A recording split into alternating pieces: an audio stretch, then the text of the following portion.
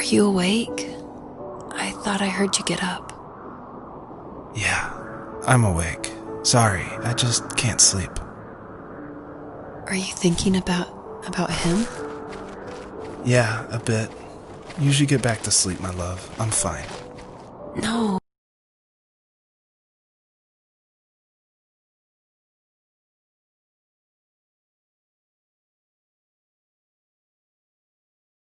No, it's okay. What else is on your mind? I don't know, it seems weird, but I had one of the most vivid dreams of my life. I saw a fox on a snowy mountain, just looking confused and worried. Those eyes, I can't get those eyes out of my head. She was running in the windy snow, looking for something. Do you think it has to do with you and what's been going on? I don't know. It was just a dream, Rachel. They're not meant to make sense. A lot's happened the past couple days, that's all. Well, if you're not going to sleep anyway, you should tell me. I want to hear. All right.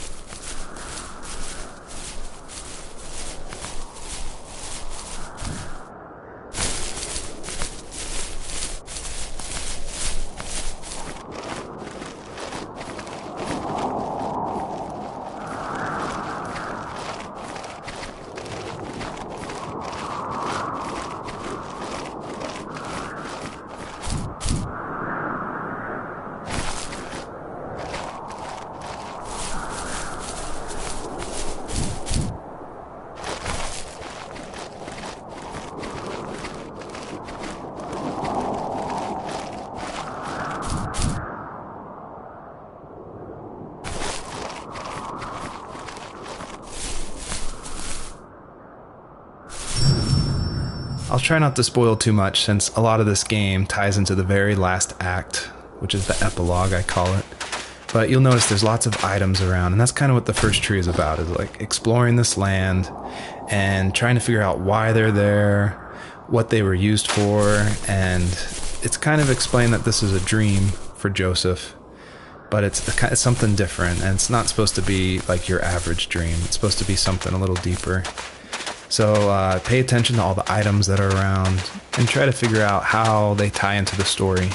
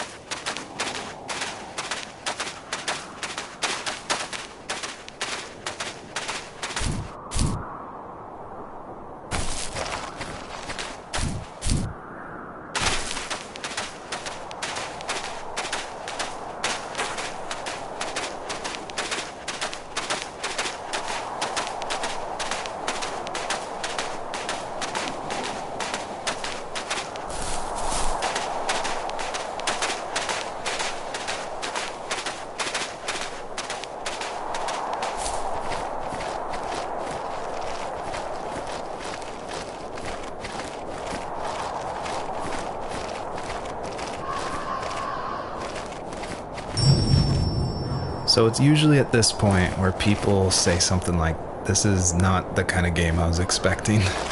And that happened a lot at PAX West when I showed it. We'd have little kids play it, but then they see a dead fox cub, or a kit is technically the word, but cub sounds, I don't know, it sounds better. Like Wes Anderson uses it in Fantastic Mr. Fox, so I thought cub would be alright. But anyway, having this game, I wanted it to be more serious. This game is based on dealing with the death of my father, which was the hardest thing that's ever happened to me and my family. But I don't want to talk about it here, and I didn't want to talk about it with anybody really to this day still. It's very personal. And that's why I made this game. That's exactly the reason.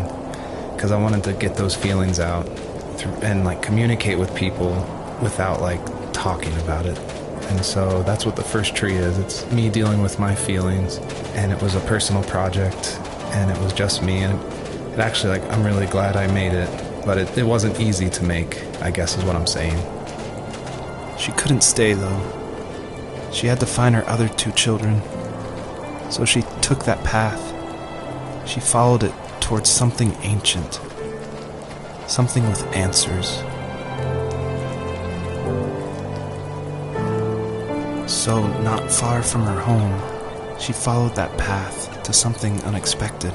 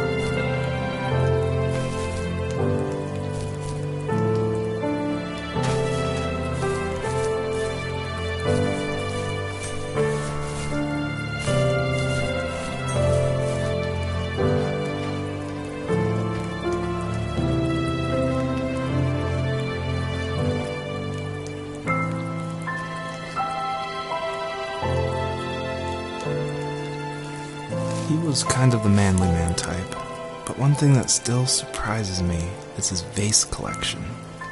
Some guys collect shot glasses of all the different places they were stationed at, but my dad wanted jars and pots. I think underneath his rough appearance, he was gentle, and he admired craftsmanship above all else. He never talked about the places he was stationed at, but he loved talking about how unique each piece of pottery was.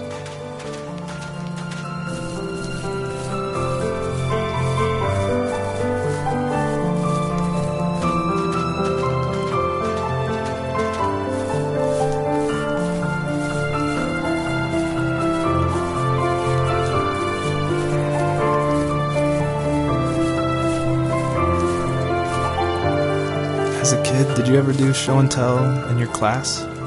Yeah, I think I only did it once, when I was in the 4th grade. You know how my life was around then. I wanted to show my class what helped pass the time and distracted me, so I brought a dozen paper cranes I had made. I think I told everyone how badly I wanted to be a bird and fly, embarrassingly enough. Don't be embarrassed. Every kid wants to fly. For me, it was another toy from my dad, a wooden boat. I remember guarding it so carefully in my hands as I walked into class. When I sat down, a group of boys immediately made fun of it. They asked which trash can I found it in, or why an ugly log was my favorite toy. When I got up, I didn't even want to tell them my dad had carved it. I said it was a joke gift my friend had given me. Kids can be so cruel. Some of them are. I shouldn't have let them get to me, but it did. It's amazing we bounced back at all.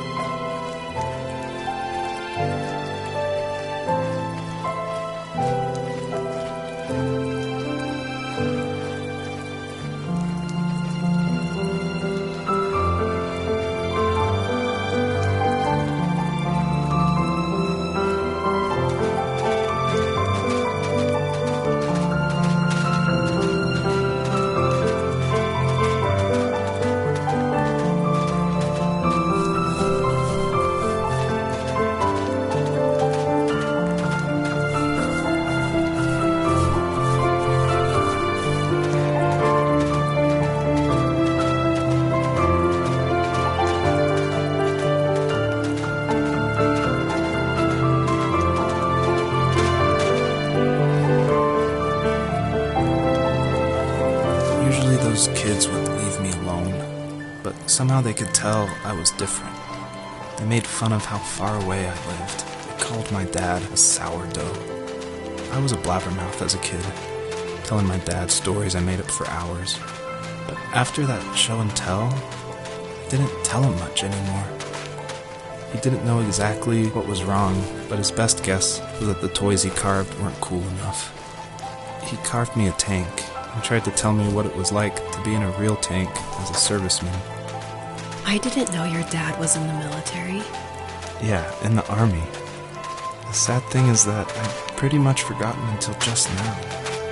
There's so much I still don't know about him. I'm sorry. He knows how much you love him.